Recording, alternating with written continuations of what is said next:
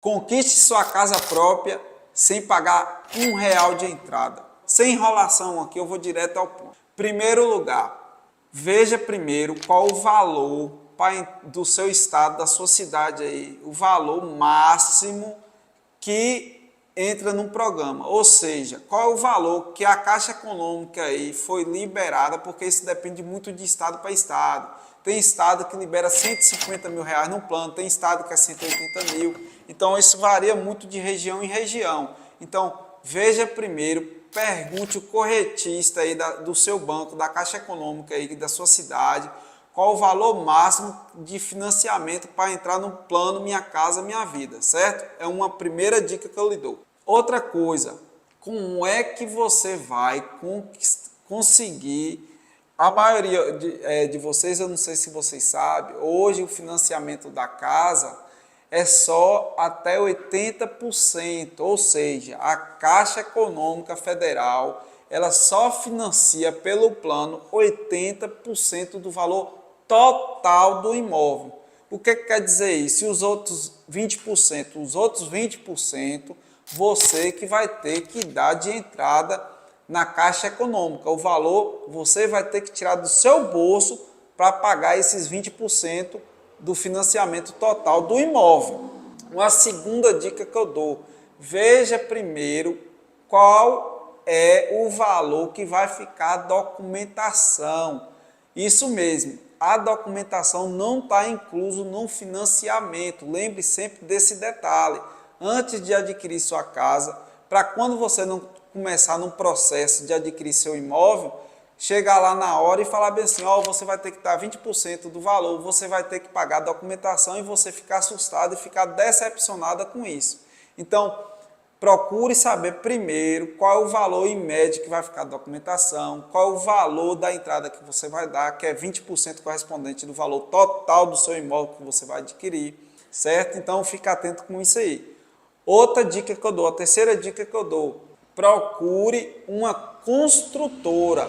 Cuidado com imóveis que você vai financiar que já está construído, porque você não sabe a forma que foi feito esse imóvel, certo?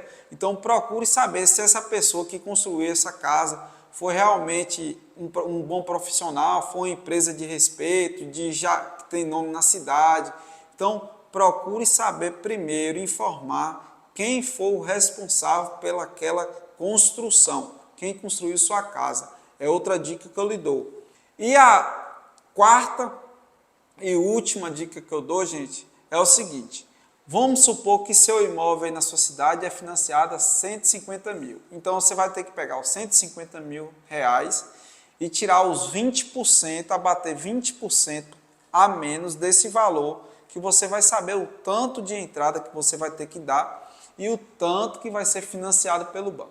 E aí, o que eu indico para vocês? Converse com a construtora que for realizar essa construção da sua obra para ele avaliar o seu imóvel com valor a mais. Por que isso? Porque a Caixa vai...